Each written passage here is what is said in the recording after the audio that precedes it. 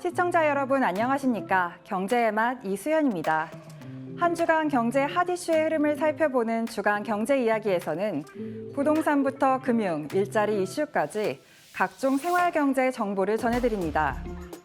2025년 대한민국 교통망의 새로운 전환점이 될 것으로 보이는 새로운 고속도로가 개통될 예정인데요. 이번 주 경제한 놀자에서는 올해 개통을 앞둔 고속도로와 해상교량 노선에 대해 이야기 나눠보겠습니다. 이어서 동생의 죽음에 얽힌 진실을 추적하는 남자의 이야기를 다룬 신작 영화 브로큰을 스타엔터에서 소개해드리겠습니다. 그럼 경제의 맛 지금 시작합니다.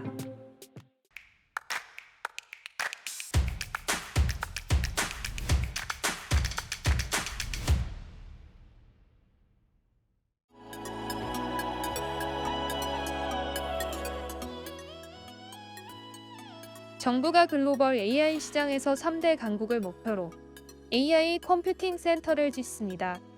AI 센터를 통해 국내 연구계와 산업계에 세계적 수준의 환경을 제공한다는 목표인데요. 우선 정부는 이 센터를 통해 국내 연구소, 스타트업들에게 AI 개발에 필요한 핵심 부품을 지원할 계획입니다. 그동안 국내 기업들은 외국산에 의존하고 있는 GPU와 같은 자원의 공급 부족으로 어려움을 겪어왔습니다. GPU는 데이터 분석과 딥러닝 등 AI 개발 전반에 사용되는 그래픽 처리 장치입니다. 민간 투자로 설립하는 이번 AI 센터의 GPU 규모는 현재 세계 최대 슈퍼컴퓨터의 연산 성능 수준인 1 엑사플롭스가 목표입니다. 센터 구축 시기는 2년 후인 2027년이지만 오는 11월부터 AI 컴퓨팅 서비스를 제공하기로 했습니다. 한편 트럼프 대통령은 미국 AI 인프라에 5천억 달러의 대규모 투자 계획을 발표했습니다. 오픈 AI와 오라클, 소프트뱅크 세 곳이 합작사를 설립해 미국 내 데이터 센터 등을 구축한다는 구상입니다.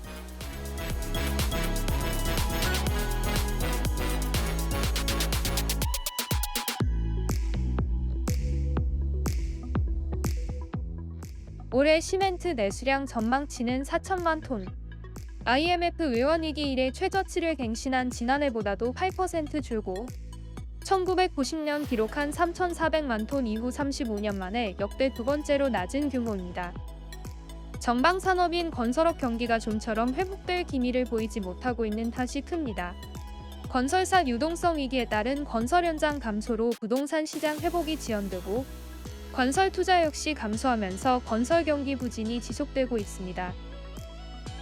올해 사회간접자본 사업 예산은 25조 4천억 원으로 전년보다 1조 원가량 줄었습니다. 엎친 데 덮친 격으로 난로 심화하는 환경규제도 발목을 잡습니다. 대기환경 개선에 관한 특별법 시행규칙 개정안이 대표적입니다. 개정안은 충북권 기준 시멘트 업체들이 질소산화물 배출량을 올해 135ppm에서 오는 2029년 110ppm까지 감축해야 한다는 내용을 담고 있습니다. 이 기준을 준수하려면 고효율 질소산화물 저감시설 (SCR) 설비가 필요한데 본격 도입하기엔 시기상조라는 게 시멘트 업계의 입장입니다. 끝이 보이지 않는 불황의 터널 속으로 시멘트 업계가 힘겨운 발걸음을 내딛고 있습니다.